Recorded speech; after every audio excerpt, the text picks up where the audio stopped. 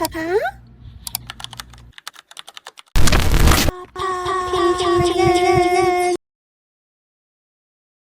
1. The Origin of Status. Have you ever looked around at modern society and wondered why things are the way they are?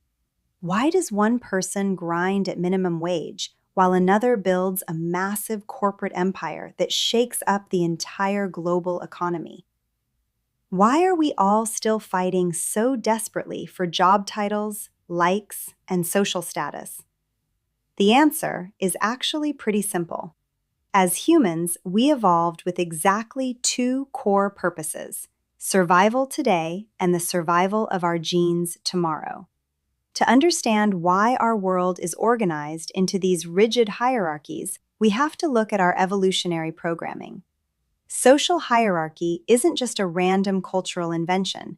It's hardwired into our DNA because it's exactly how our ancestors managed to stay alive and pass on their genes. To see how this works, we need to look at the timeline of human history.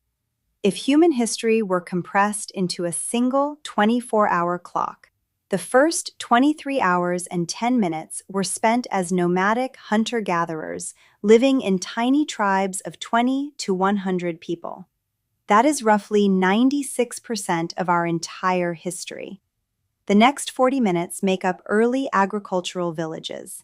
The last few minutes account for ancient empires. And our modern, hyper-connected digital society, that's just the final 2 seconds of the clock. Think about that.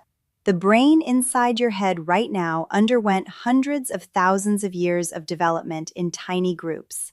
Your modern mind is running ancient software designed for a village of 50 people. Imagine a tribe living 15,000 years ago. Survival depends entirely on hunting and gathering. When the group hunts a deer, how should that food be distributed?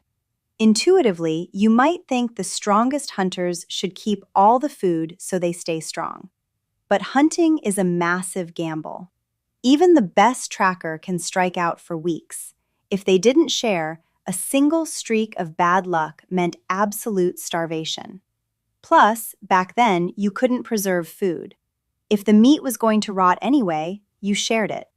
So ancient humans shared food as an evolutionary insurance policy.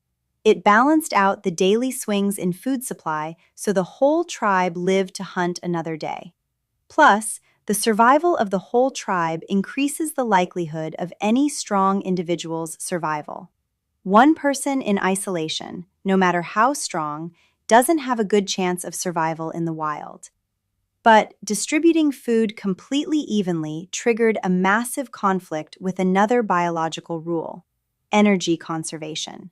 Energy is life, and our default mode is to save as much of it as we can.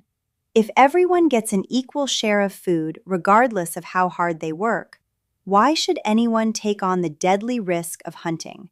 Why not just sit back, save your strength, and let others do the heavy lifting? Obviously, if everyone did that, the tribe would slowly starve. Humans solved this by evolving a brilliant reward system that checked both boxes: individual survival and gene survival. They shared the calories evenly, but they distributed a completely different currency unequally: prestige-based status. When a capable individual consistently brought home the food, defended the camp, or offered deep wisdom, the tribe didn't give him extra meat. Instead, they awarded him social capital, meaning respect, influence, and goodwill. And this high status paid off in the ultimate evolutionary currency: safety and reproductive success. Because a prestigious hunter had high status, they became a highly desirable partner. They got to mate with the best genes in the tribe, mixing their DNA with the most desirable, high-quality traits available. That is a massive win for gene survival. On top of that, if they got hurt, the community stepped in to shield their family and care for their kids. The evolutionary rule was simple. Higher status meant an increased likelihood of your own survival and genetic survival. Lower status meant your lineage might fade out.